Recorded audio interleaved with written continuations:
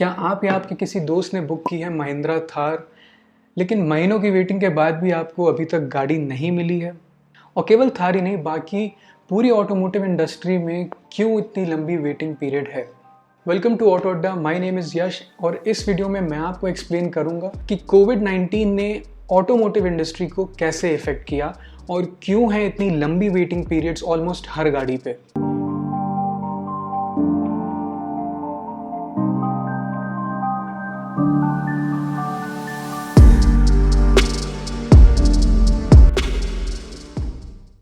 पिछले साल corona virus की वजह से जो लॉकडाउन लगा था पूरी दुनिया में, उसकी वजह से पूरी ग्लोबल ऑटोमोटिव इंडस्ट्री में एक सेमीकंडक्टर चिप की शॉर्टेज हो गई थी।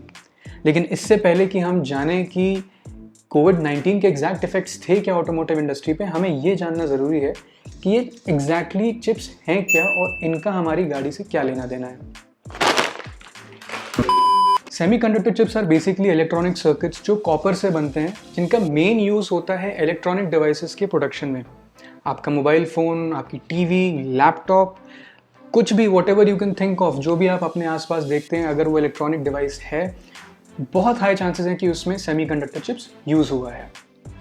ठीक है, मोबाइल में यूज़ हुआ है, बट गाड़ी से इसका क्या लेना देना? पूरी ऑटोमोटिव इंडस्ट्री डिपेंड करती है इन सेमीकंडक्टर चिप्स पे, क्योंकि गाड़ी के इम्पॉर्टेंट फीचर्स और फंक्शंस इसी सेमीकंडक्टर चिप्स की वजह से फंक्शन कर पाते हैं, जैसे कि engine control modules, ECM, safety features जैसे कि ABS, EBD, traction control, ESP, यहाँ तक कि छोटे छोटे फंक्शन जैसे कि आपकी गाड़ी की हेडलैम्प्स, फॉग लैम्प्स, सब में सेमीकंडक्टर चिप्स का यूज़ होता है। क्या आप गेस कर सकते हैं रैंडमली कि एक गाड़ी में एवरेज कितनी चिप्स यूज़ होती होंगी? Random guess. 100, 200। On an average एक एवरेज गाड़ी में 1500 से 3000 सेमीकंडक्टर चिप्स यूज़ हो सकते हैं। तो अब आप सेमीकंडक्टर चिप्स की इम्पोर्टेंस ज़रूर समझ सकते होंगे और उसकी शॉर्टेज का अंदाज़ा भी आप समझ सकते हैं कि अगर एक गाड़ी में 3000 चिप्स यूज़ होते हैं तो हमारी डिमांड को मीट करने के लिए कितने लाखों करोड़ चिप्स का यूज़ होता होगा। तो अब अगर हम कोविड-19 के इफ़ेक्ट्स पे आएँ और ये जानना चाहें कि ऑटो इंडस्ट्री कैसे इफ़ेक्ट हुई कोविड-19 से, आपको क्रोनोलॉजी समझनी होगी। आप क्रोनोलॉजी समझ लीजिए। तो क्रोनोलॉजी ये है कि 2019 में इंडिया का सबसे वर्स्ट फाइनेंशियल ईयर चल रहा था 2008 के मार्केट क्रैश के बाद से। इंडिया की GDP 3.1% पहुंच चुकी थी ऑलमोस्ट अपने आखिरी क्वार्टर तक। और अगर हम ऑटोमोटिव इंडस्ट्री की स्पेसिफिकली बात करें तो 2019 में इंडस्ट्री ने 30% गिरावट देखी थी अपनी सेल्स में, और ये गिरावट कई रीजंस की वजह से थी। टैक्सेस बढ़ रहे थे गाड़ियों पे, पॉलिसीज़ चेंज हो रही थी गवर्नमेंट की, BS6 नॉर्म्स आने वाले थे अगले साल 2020 में, कस्टमर्स को अप फ्रंट शोरूम से ही लंबे समय के लिए इंश्योरेंस प्लान्स खरीदने पड़ रहे थे, जिसकी वजह से प्रोडक्शन कॉस्ट गाड़ियों का बढ़ रहा था कंपनी की तरफ से और ऑन रोड प्राइस भी बढ़ रहा था। सो इस बढ़ती प्राइस की वजह से लोगों ने गाड़ी खरीदना कम कर दिया था और सेल्स बहुत ज़्यादा डाउन हो गई थी। अगर आपको ऑटोमोटिव इंडस्ट्री की फाइनेंशियल डिस्ट्रेस और उनकी एक्चुअल सिचुएशन समझनी है तो आप ये देखिए कि 2019 में कोविड के आने से पहले ही मारुति सुजुकी ने 3000 एम्प्लॉयज़ जो कॉन्ट्रैक्चुअल बेसिस पे साथ में थे, उन्हें हटा दिया था काम से। उनके पास इतना पैसा नहीं था कि वो उन 3000 एम्प्लॉयज़ को अफोर्ड कर सकें, उनका कॉन्ट्रैक्ट रिन्यू कर सकें। आने वाले BS6 नॉर्म्स की वजह से कई कंपनीज़ को अपने इंजन्स या तो हटाने पड़ रहे थे या तो उनको नए इंजन्स मार्केट में उतारने पड़ते अगले आने वाले साल में नई गाड़ियों के लिए। और ये उनके लिए टेंशन वाली बात इसलिए थी क्योंकि एक इंजन को डेवलप करना या उसको सोर्स करना बहुत ही ज़्यादा पैसे वाला काम है and business was not going good obviously.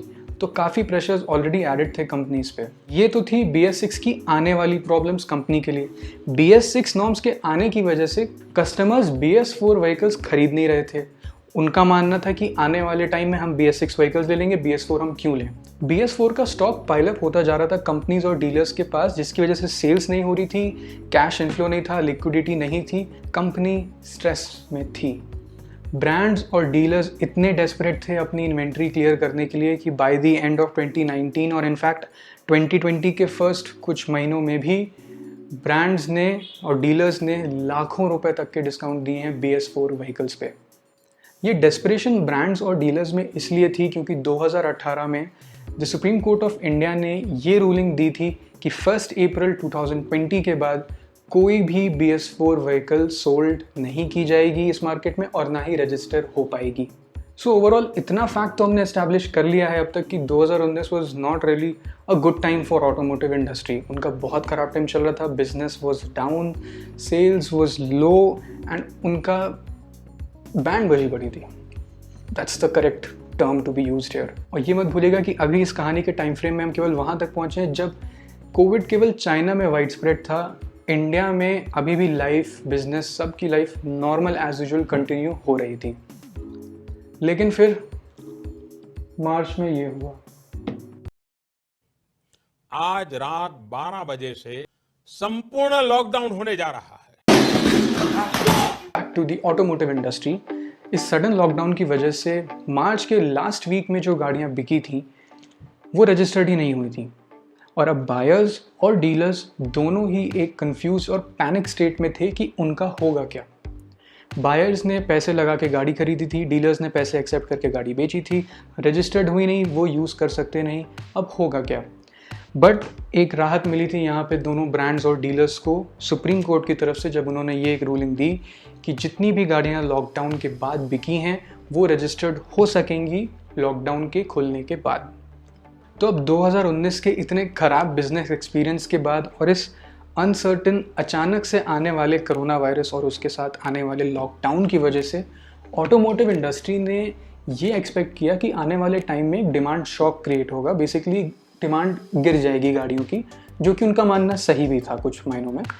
Automotive industry ने ऐसा इसलिए माना था क्योंकि लाखों लोगों ने अपनी जॉब्स गंवाई थी, डेब्ट्स बढ़ते जा रहे थे, ग्लोबल इकोनॉमी हॉल्ट पे आ चुकी थी और मेन रीज़न ये था लोग अब अपने पैसे जोड़ रहे थे मेडिकल इमरजेंसीज़ के लिए, क्योंकि कोरोना वायरस कब कहाँ किसको हो रहा था किसी को नहीं पता था। तो इस डिमांड की डिक्रीज़ को एंटिसिपेट करके ऑटोमोटिव इंडस्ट्री ने अपने सारे सेमीकंडक्टर चिप्स के ऑर्डर कैंसिल कर दिए।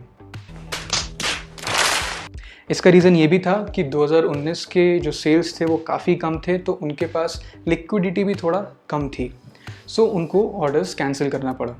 ऑर्डर्स कैंसिल करने की वजह से उनकी जो इन्वेंट्री थी वो थोड़ी पुअर प्लान्ड हो गई कि अगर आने वाले फ्यूचर में उनके पास डिमांड क्रिएट होती है तो वो प्रोडक्शन के लिए रेडी नहीं रहेंगे। लॉकडाउन के लगने की वजह से स्कूल्स, कॉलेजेस सब बंद हो चुके थे, तो ऑनलाइन क्लासेस के लिए वाईफाई राउटर्स, मोबाइल्स, लैपटॉप्स में बहुत ज़्यादा डिमांड इंक्रीज़ हुई थी क्योंकि सब घर में थे। तो इन होम एंटरटेनमेंट के लिए भी जैसे गेमिंग कंसोल्स हो गए, इस सडन डिमांड का भी ऑटो इंडस्ट्री पे फ़र्क पड़ा। आप पूछोगे कैसे? I'll explain you how. Globally जितने सेमीकंडक्टर चिप्स मैन्युफैक्चर होते हैं उसमें से 50% मार्केट शेयर है इलेक्ट्रॉनिक्स और कम्युनिकेशन इंडस्ट्री का, केवल 15% जाता है ऑटोमोटिव इंडस्ट्री को। तो क्योंकि अब एक सडन इंक्रीज थी डिमांड में इलेक्ट्रॉनिक की और कम्युनिकेशन इंडस्ट्री में, तो मैन्युफैक्चरर्स के लिए भी ऑटोमोटिव इंडस्ट्री प्रायोरिटी लिस्ट में बहुत डाउन था। एक और रीज़न है इस पूरे global shortage of semiconductor chips का, वो है यूएस और चाइना का ट्रेड कॉन्फ्लिक्ट। अगर आपको याद हो, कोरोना वायरस की फर्स्ट फेज़ में एक्स प्रेसिडेंट डोनाल्ड ट्रंप और यूनाइटेड स्टेट्स काफ़ी अग्रेसिव थे towards China for the widespread of कोविड-19। उन्होंने वर्ल्ड की सबसे लार्जेस्ट सेमीकंडक्टर चिप मैन्युफैक्चर करने वाली कंपनी SMIC, जो कि चाइना में बेस्ड थी, उसको बैन कर दिया। उसी सेम टाइम पे इंडिया के खुद रिलेशंस चाइना के साथ बहुत ज़्यादा सेंसिटिव थे क्योंकि इंडो चाइना बॉर्डर्स पे हमारे टेरिटोरियल कॉन्फ्लिक्ट्स चल रहे थे, जिसके चलते ही कुछ जवान भी शहीद हुए थे इंडियन आर्मी के। पूरे इंडिया में बहुत ही ज़्यादा स्ट्रॉन्ग और स्ट्रिंजेंट सेंटिमेंट था अगेंस्ट चाइना। सेंट्रल गवर्नमेंट ने उस टाइम पे कुछ चाइनीज़ ऐप्स बंद किए थे जिनका बिज़नेस इंडिया में काफ़ी अच्छा था, और टेम्परेरली इंपोर्ट्स भी हमने बंद कर दिए थे चाइना से लेना। तो अब ऑटोमोटिव इंडस्ट्री के पास चाइना से चिप्स नहीं आने वाले थे। अब चाइना से नहीं आने थे तो कहीं से तो लेने थे सेमीकंडक्टर चिप्स। तो ऑटोमोटिव इंडस्ट्री ने इंडियन गवर्नमेंट की हेल्प लेके डिप्लोमेटिक रिलेशंस यूज़ करके चिप्स के ऑर्डर्स दिए ताइवान में सैमसंग को और जापान में रेनेसा कंपनी को। लेकिन अब हमारा आता है सबसे बड़ा सवाल, कोविड के 2 साल बाद भी हमारी इस ऑटोमोटिव इंडस्ट्री में ये चिप शॉर्टेज अभी भी क्यों है? अब इसे आप ख़राब टाइम कहिए, कोइंसिडेंस कहिए, या दोनों का एक मिक्सचर कहिए, लेकिन कोविड के बाद 2021 के मार्च में इस साल जापान में रेनेसा कंपनी जो कि सेमीकंडक्टर चिप्स बनाती है और पूरी दुनिया की 30% सप्लाई हैंडल करती है, उसमें आग लग गई। और उनका एक ऑफिशियल स्टेटमेंट आता है कि वो 100 दिनों तक ऑपरेशनल नहीं रहेंगे और मिनिमम उनको 100 डेज़ लगेंगे वापस चिप्स मैन्युफैक्चर करने में। तो ये था पहला रीज़न कि अभी तक हमारी क्यों शॉर्टेज है।